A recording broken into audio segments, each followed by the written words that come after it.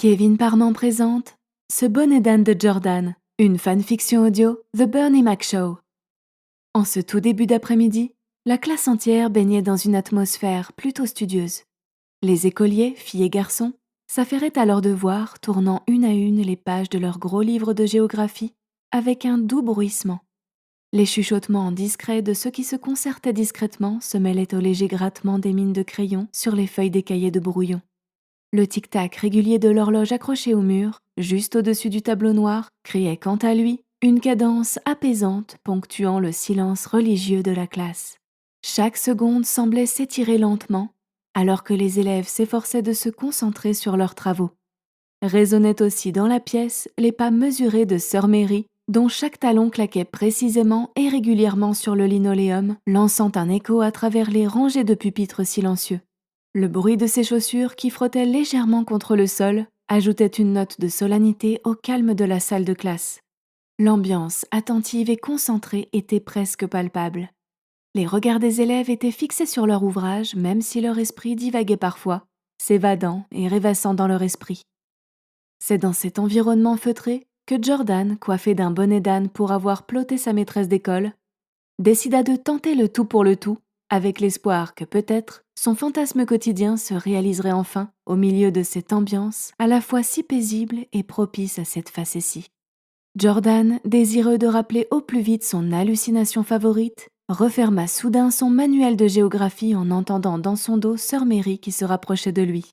Les pas de la vieille religieuse résonnaient de plus en plus fort, trahissant son approche imminente tandis qu'elle se dirigeait patiemment vers son bureau. Puis Jordan sentit monter l'excitation, mêlée à une pointe de nervosité. Son cœur se mit à battre beaucoup plus rapidement au fur et à mesure qu'il sentait Sœur Mary approcher. Avec un timing parfait, au moment précis où Sœur Mary passait à côté de lui, il fit glisser son livre entre ses doigts et celui-ci tomba sur le sol. Le bruit du livre qui s'ouvrit en heurtant le linoléum pour claquer brièvement comme un coup de fusil capta instantanément les regards de quelques camarades qui se concentrèrent sur Jordan. Tout de suite après, Jordan décida de corser le défi et se rendit volontairement aveugle en fermant les yeux, afin de donner un petit coup de pouce à son imagination. Ainsi, elle prendrait plus facilement le pas sur la réalité. Dans les ténèbres de ses paupières, désormais closes, le garçon se représenta alors l'autre sœur, comme il aimait l'appeler. Il s'agissait en fait d'une mannequin de 31 ans, mesurant 1,70 m, pesant 52 kilos, à la longue chevelure marron bouclée, aux yeux couleur d'ambre et au teint délicieusement hâlé. Il l'avait découverte en feuilletant un magazine de sous-vêtements féminins pour son petit plaisir personnel, comme tout adolescent de son âge. Mais depuis qu'il avait posé son regard sur sa divine silhouette, Jordan n'arrêtait pas de penser à elle et, désormais, cette dernière apparaissait dans toutes ses hallucinations d'adolescent. Chose curieuse, celle-ci avait bizarrement lieu uniquement en cours de géographie et toujours en présence de Sœur Mary, d'où l'explication de son surnom de l'autre sœur. Son esprit bouillonnait à l'idée de rencontrer à nouveau cette professeure sur laquelle il fantasmait, mais au moment où il s'y attendait le moins, Jordan fut tiré de sa torpeur par une voix sensuelle tout près de son oreille et qui disait simplement « Jordan ». Cette voix qu'il appelait en murmurant délicieusement son prénom de la façon la plus sensuelle qui soit, sonnait comme une merveilleuse promesse qui fit frissonner chaque fibre de son être. Sous le magnétisme de ce timbre mélodieux et romantique, le cœur battant à tout rompre, Jordan rouvrit les yeux avec la même excitation qui caractérise un enfant face à une surprise, impatient de déballer son cadeau d'anniversaire. Cependant, son regard ne balaya pas longtemps la salle de classe afin de trouver la source de cette magnifique voix qu'il reconnaîtrait entre mille. Ce fut là, à sa gauche, là où aurait dû se trouver Sœur Mary, que se tenait l'autre sœur telle qu'il l'avait imaginée un peu plus tôt. Celle-ci arborait son habituel sourire ravageur, large et éclatant, débordant de charme. Les contours de son visage angélique se dessinaient harmonieusement, soulignés par la lumière tamisée des rayons du soleil filtrés par les stores des fenêtres. Il donnait à sa peau bronzée et dorée l'éclat irréel d'une apparition. Ainsi, en à peine une seconde, Jordan fut complètement submergé par une vague, ou plutôt, pour dire la vérité, par un tsunami de désir devant cette illusion qui avait l'air si réelle. L'autre sœur, vêtue d'un fin peignoir en soie bordeaux qui caressait délicatement ses somptueuses courbes, ouvert sur des sous-vêtements en dentelle rose, d'une sensualité indiscutable, chaussée de hauts talons, était tout proche de Jordan. D'une voix suave et chargée d'amour, elle lui sourit en demandant d'un ton presque dragueur. « Qu'est-ce qui ne va pas ?» Un sourire béat se dessina sur le visage de Jordan alors qu'il répondait par un simple « Rien ». L'autre sœur, à l'aura surnaturelle, s'accroupit alors avec une grâce hypnotisante pour ramasser le livre qui était ouvert à terre.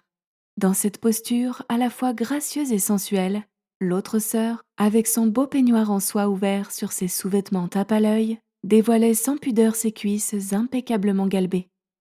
Ses jambes interminables s'étaient pliées avec élégance, ses talons faisant office d'assises à ses fesses fermes et rebondies. Sa longue chevelure, certainement soigneusement entretenue, tomba en avant en une cascade de boucles encadrant son visage maquillé avec goût et élégance.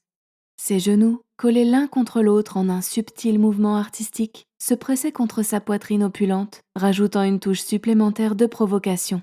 Nul doute qu'au-dessus de son ventre plat et musclé, sous sa lingerie en dentelle affriolante, se cachait une paire de seins d'une taille plus que convenable pour les mains d'un puceau en appétit.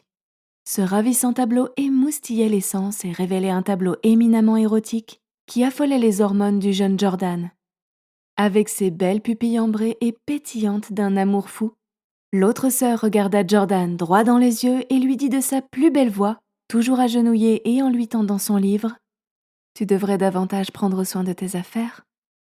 Captivé par son apparence d'une indéniable beauté quasi irréelle, Jordan, d'un air benêt, répliqua un peu sottement. « Je sais. » Mais tandis que la ravissante jeune femme était encore agenouillée gracieusement, Jordan, comme envoûté, tenta de saisir sa chance. Sans plus attendre, il se pencha et, avançant sa bouche, rapprocha délicatement son visage dans l'unique but d'effleurer la douceur de ses lèvres. Elles étaient irrésistiblement appétissantes, couvertes d'un gloss brillant, et semblaient n'attendre que les lèvres du garçon pour lui faire vivre un instant magique. Toutefois, et très brusquement, ce rêve, tel un mirage éphémère, s'évanouit à la seconde même où la bouche de Jordan entra en contact avec celle de son fantasme. Il n'eut pas vraiment le temps d'en apprécier le goût fruité, puisque la dure réalité le frappa avec une brutalité implacable.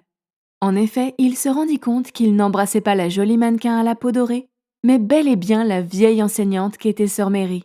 La surprise et l'horreur les plus totales se peignirent sur le visage de Jordan alors qu'il sursautait et reculait précipitamment, ses yeux grands ouverts de panique et emplis de dégoût. S'ensuivit une lourde chute pour le jeune Afro-Américain, en criant si fort qu'il attira immédiatement l'attention de tous ses camarades. L'incident provoqua un tumulte de rires incontrôlables, leurs voix joyeuses se mêlant en une cacophonie contagieuse d'hilarité. Les éclats de rire résonnèrent dans toute la pièce, électrisant l'ambiance. Pendant ce temps, sœur Mary était restée figée, abasourdie et décontenancée face au comportement inattendu de Jordan, qui allait écoper d'une nouvelle semaine coiffée de son bonnet d'âne. Son visage exprimait une confusion mêlée à une pointe de peur, tandis qu'il cherchait à comprendre ce qui venait de se produire. La classe entière était emportée dans cette vague de rire, apportant enfin un petit moment de légèreté dans l'environnement strict et studieux de l'école, grâce à ce couvre-chef que Jordan arborait un peu trop souvent.